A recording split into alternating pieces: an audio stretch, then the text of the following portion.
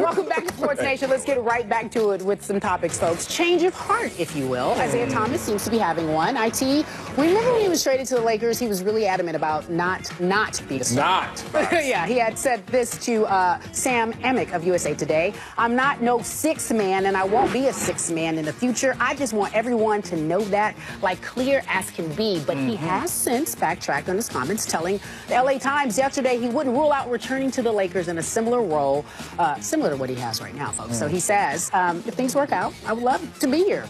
You just never know. With free agency, you've got to keep your options open. LZ, you got to keep your options open. Are you cool with him returning? Are you cool with him returning to the Lakers in a similar role? Well, this is the first thing we need to find out. Okay. Was there real beef between him and LeBron James? Okay. Because if there were real beef between those two, guess what? They're not signing you, dude, to bring you back in because LBJ is the primary target.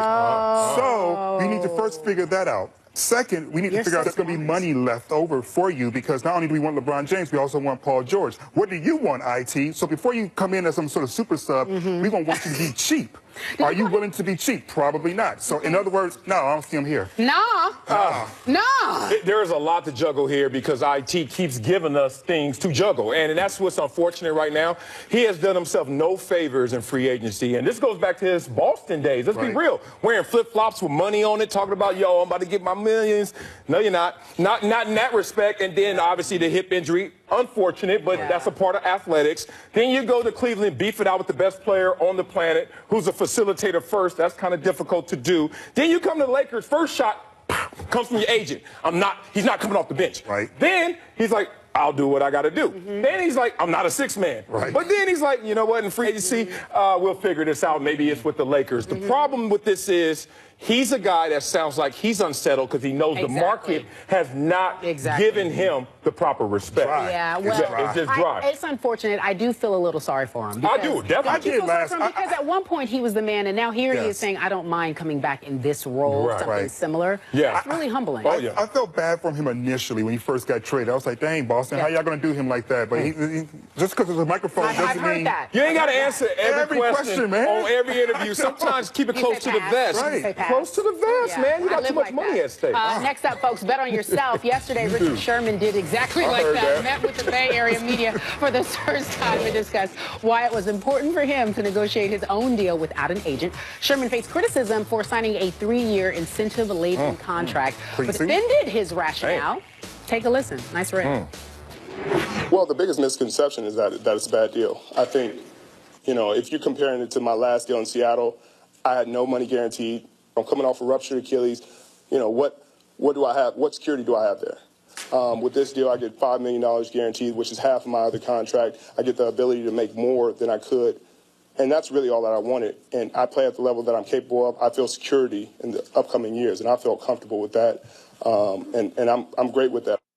And at the end of the day, it's your money, Richard. Why do we care? But I'll ask you, Marcellus, fellow Compton homie, does he deserve... I mean, Compton homie, that's Bompton right there. I mean, Suge Knight somewhere like, Suge clapping that one up. That's in reference to his red suit. Yeah. So does he deserve his criticism for negotiating his own contract? Look, all respect to Richard Sherman for doing what he did, which is bet on himself. We went back and forth this morning talking about this situation, and respect to him, props to him. And this is a great deal based on the circumstances. This is a guy who is not only an all-pro, perennial Pro Bowler, but also a future Hall of Famer who had to bet on himself because of an Achilles injury. He had no film to show that he was going to be the same Richard Sherman post-injury. So what do? You make sure that you get a contract, which he did, that will pay you more than you would have made in Seattle if you come back as Richard Sherman. If you don't, you still get more guarantees than you did in Seattle, but you won't make the same amount of salary. To me, applause for him. It was a smart move. I first need to know exactly where the criticism is coming from. Because as far as I can tell, the only person is a lifelong Cleveland Brown person that says something. But and the media picked up on it. I think he's hearing it from others. But is it the media that's picking up and asking him the question? Is it other players? Is it coming from the agent community? Because if it's coming from agents, this is not the deal they want to start taking hold with other players. They don't want him to be an agent of change. Exactly. So I need to understand, where is this real criticism coming from, or is it a straw man argument that started by one player and picked up by the media? but not really being talked about among other players. Yeah, them agents salty. That's all it is. Yeah, like, and they be money. I need my money. And them deals by them agents half the time be sorry as hell, but because it's an agent and we don't know who it is, we don't go at him. Exactly. But since it's Richard Sherman, we want to come at him. Oh, all right, moving on, folks. A statement piece. Von Miller wore a $280 "Drugs Are My Life" t-shirt. Do I need to know it's $280? I had a yacht party over the weekend. In tiny letters underneath "Drugs Are My Life," it says Channing University School of Pharmacy. So, Marcellus. Yes, ma'am.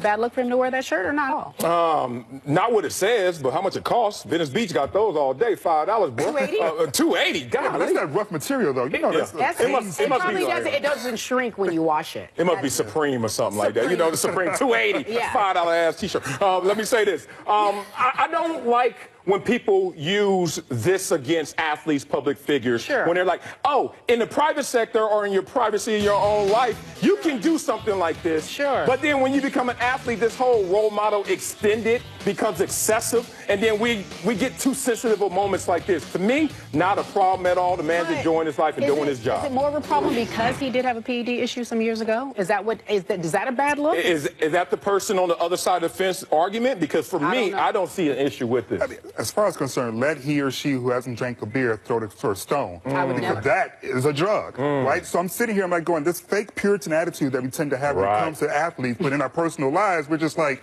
whatever. Pot's legal in this state. I smoke pot.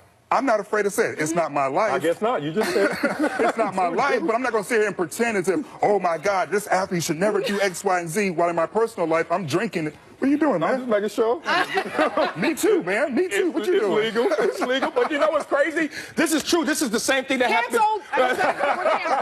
This is the same thing that happens when they talk about incarceration rates and the violence in pro sports. You know that you have a neighbor that is more prone to violence than a dang NFL, NBA player. And that's the problem. We always want to look at these athletes as these Puritan role models when in reality, it's next door neighbor problem. Bad news, it's time for 3 jeers. And 1 jeer, folks, for Suns Marquise Chris. He blows the layup and then punches the ball in the same. LZ, he blows the layup. Oh, I saw what you did there. How you got, you guys? I mean, this show is going down.